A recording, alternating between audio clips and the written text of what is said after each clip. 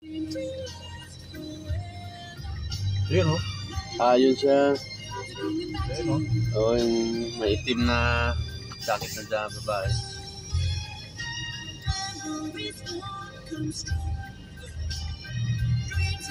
Ayun yung walang mga seminar eh. Maneho ng motor. Yung natuto lang magmaneho, ano? Okay na. Naisuhan na kaagad ng lisensya. Ito may mga training na to sila eh. Pero yung iba, kumalapag pa rin. Meron nga doon sa Tamisa eh. Biglang kumat eh. Yari isa sa ano, kawawa yung pasahero niya. Nagtagana ng motor. Ang suswag mo. Nabangga? Oo. Eh nag-go, biglang kumat na ganon. Sa pool siya, nung van. Taob sila eh. Mahirap kasi yung nasa gitna ka ng kalsada, yung palipat-lipat ka. Eh, paano kung mabilis yung kasunod mo? Nakalaban eh, dalawa lang gulong mo eh. Walang balancing dyan. Tutumba ka nga doon sa minsan, nadidisgrasya ka pa sa 4 na gulong eh. Di, mas lalo na yung 2 gulong lang.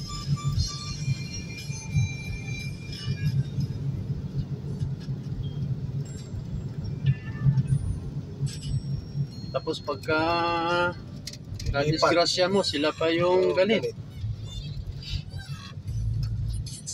Nakaway nga ako dyan eh. Pagsuntukan pa, sabi ko, pag pinatulan kita, hindi na kita bubuhayin. Ikaw pa nga may kasalanan, sumiksik ka sa kanan eh. Hilig pa naman yan mangkat. May sasakay, may pumara na pansin na may pumara, sumiksik pa doon sa kanan. Hindi na lang huminto, galit pa. Mumura. O, di ba po, bawal nga po mag-overtake dito sa kanan?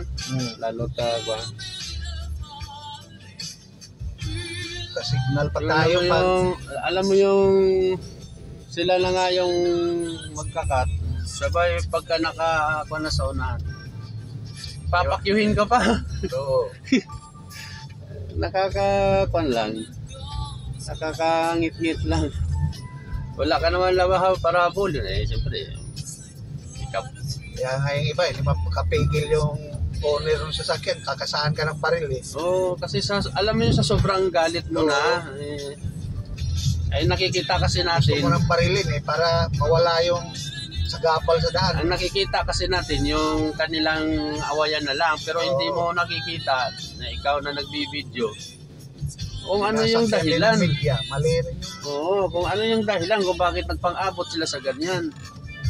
Siyempre siguro habang tumatakbo pa lang, minsan tumanga nakamotor dahil siyempre alam nila hindi makakahabol yung mga sasakyan.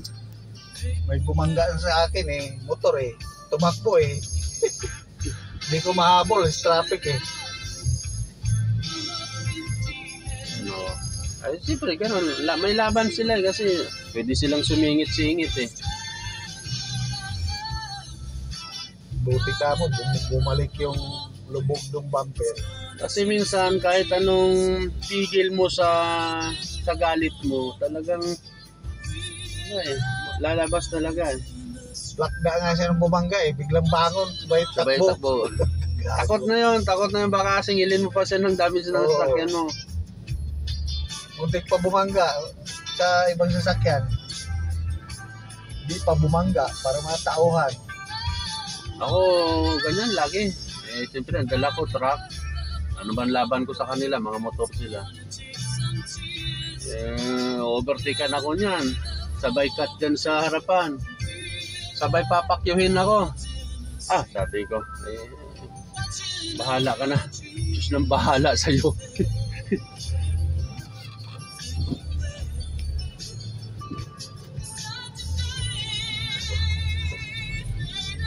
Panood nga sa Facebook eh, doon sa truck yung kalaban Araro.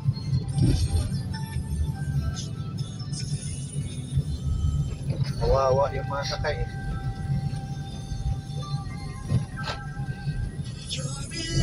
Dapat ito, hindi ito pinayagan ng presidente. Yung angkas. Angkas. Ako hindi ako komportable sa angkas na yun.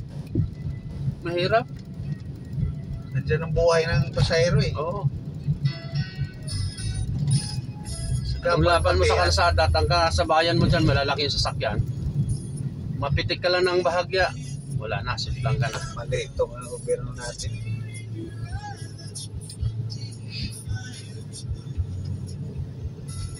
Tayo, okay lang ba ito? Ikon ko ito sa Facebook. Mali. Video natin, hindi naman kita ang kon mo dito. Sige. Ako po'y vlogger. Oo. Okay lang. Body vlog. Ah, Ano pong name nyo tayo? Rinaldo Rinaldo Pinaso. Pinaso. Pinaso. Nakakila ko nung Sabado. Kay Sir Rinaldo Pinaso, shout out sa'yo. Bye. Okay. Sakay ko nung nasa Mauban, Quezon kami, mga vlogger yun.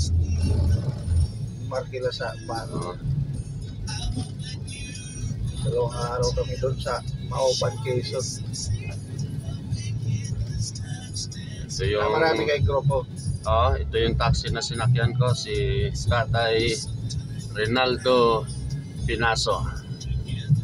Ingat lagi sa pagmamaneho. Bye. Lagi.